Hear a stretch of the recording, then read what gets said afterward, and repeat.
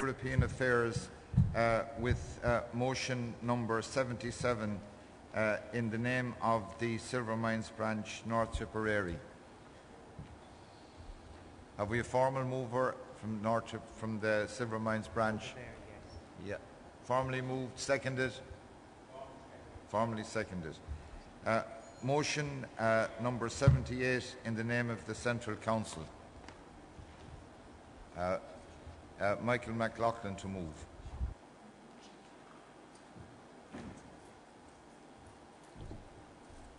Thank you, Chairperson.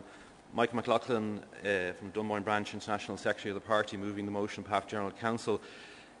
Conference, I think there's a feeling sometimes with European treaties we engage in huge debate and gnashing of teeth and campaigning and posturing, and then when they're passed we forget all about them and they become part of political history and we move on to the next issue.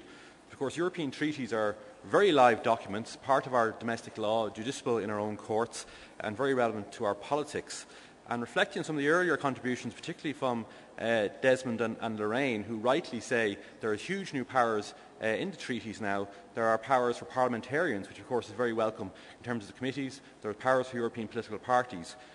But the one thing I want to bring your attention to, of course, is there are major powers now for citizens, for ordinary people, for all of us. If 1 million people now put together a petition, they can get issues directly on to the agenda of the European Commission. A very radical initiative, a very new initiative, an initiative that we don't see in our own domestic political culture, where we must rely totally on representative democracy to serve our needs. So it is a change in political culture, and it's a change that puts power in the hands of people in this room. It puts power in your hands not just as political activists, but it puts power in your hands if you're active in a disability group, in a community group, in a residents group, in any group at all that has any interest in legislation that comes from Europe, and we all know that a huge amount of it does. 1 million people, it sounds like a lot.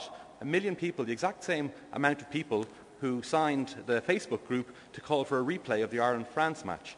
Now, I'm not suggesting that's a European citizens' initiative in waiting, but it does show how easy it is. And the trade union movement, the activists and the PES, the socialist family around Europe, we have the infrastructure, we have it in place. We could get 1 million people in 5 or 6 different countries very easily, and parties should be thinking about this. Political parties need to think about their broader role. It is great to have parliamentarians doing our work. It's great to have more power for the committees in the Parliament, but we want to see power to citizens as well, like Eamon talked about last night. Powers for citizens to do things for themselves, and not in our clientelist political culture. Always be relying on your TD, always be relying on your councillors. We can rely on ourselves, and the European Union has given us those powers. I think as a political party we should be thinking about that, and as a European-wide movement we should take that power and use it to better the lives of ordinary citizens around Europe, and the Lisbon Treaty thankfully gives us those powers, and I hope we consider it. Thank you very much.